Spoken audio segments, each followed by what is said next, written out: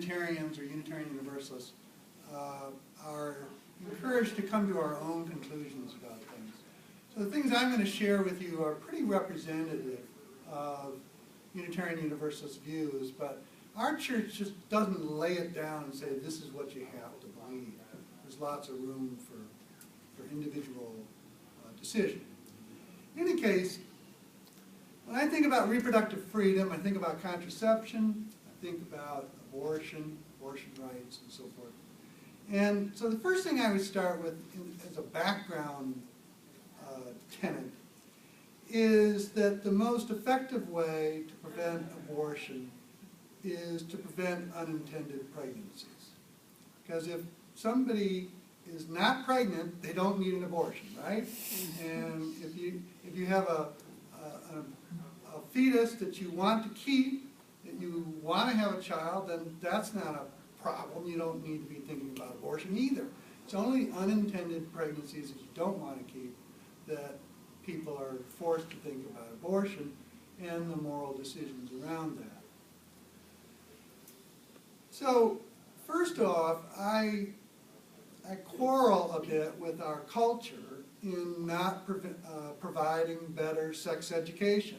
For instance, you've got abstinence-only sex education all over the place, which to me is fairly worthless. I mean, it's helpful to the extent that that's going to work, but it's not very realistic for the real world. So that's a problem. That creates unintended pregnancies. Similarly, not having affordable contraception that is available and affordable for everyone also creates unintended pregnancies. Some people can't afford contraception.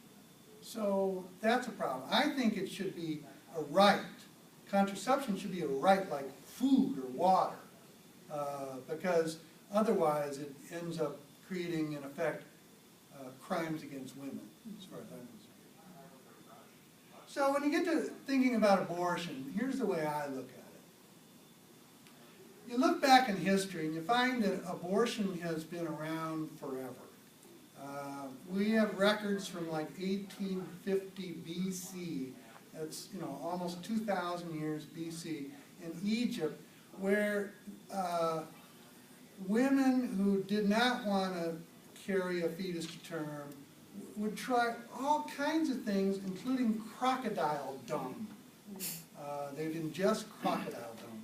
And, all kinds of outrageous things have been tried through the ages to suggest to me that within all kinds of cultures, all classes of women, East and West, for all sorts of reasons, abortion by whatever means is available, and some of it's pretty ghastly, has been tried and will be tried. So, in my judgment, abortion will never be eliminated, not by force or law or harassment or pickets or bombings or murders of doctors. It'll never be completely eliminated. It just can't be. It, to me, is an unfortunate but inevitable aspect of human civilization. And it's been made necessary by a failure of a combination of technology, whether it's a condom breaking, or it's a failure of education, or it's a failure to take responsibility. Men and women taking responsibility. All right, so for me, abortion is going to be here, inevitably. So there's 3 reasons that I think abortion should be safe and legal. And one of them I just mentioned are 3 reasons it should be legal. One is for safety, to keep it safe. Before abortion was a constitutional right with Roe v. Wade in 1973, here in the United States we had between 720,000 to about 1 million abortions a year. All right? And At that time, about 17,000 women died because of botched abortions, all right? Compared to now, where abortion is legal, and there are about 4 to 5 women die per year. 17,000, 4 to 5 a year. That's what legalizing abortion has done. It's made abortion far safer. Second reason to keep abortion legal is for religious freedom, because different religions, both these represented and others that are not represented here today, have different views about when personhood begins. Some say the first millisecond that an egg is fertilized. Some say considerably longer before a person is considered a person. And so there are varying understandings about the moral justifiability of abortion.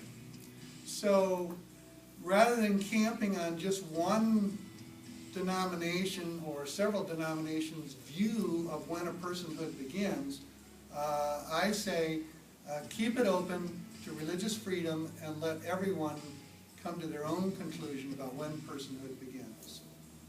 So religious freedom is the second reason. The third reason I support keeping abortion legal is that I believe it's morally justified. And here's the way I break it down. Normal pregnancy, about 9 months. At the end of that period, we pretty clearly have a child. We clearly have a person. At 9 months, they're born, they're viable, they can live outside the womb, and so forth. We have a person. Under those circumstances, I think the state has appropriate right to step in and say, we're going to protect the life of this child, unless the mother's life is seriously endangered. You know, if you have to make that awful choice, then the mother's life should predominate over the child. God knows you don't want to ever have to make that choice. But at that end of pregnancy, it makes sense to me to protect the life of that child. At the very beginning of pregnancy, the other extreme, say the first millisecond after the egg has been fertilized, that fetus is so small, so rudimentary, that to me it does not have the moral weight, the moral status that a person has. Its beginning is potential life. It will grow, hopefully, to a full human being, but at this point it is not nearly comparable to a person. I mean, it's just night and day. It's not nearly there. It is something precious, I'll grant you that, but it's so small that there's a continuum. Just as the fetal development is gradual and continuous, so too, to me, the moral status of the fetus is continuous and gradual.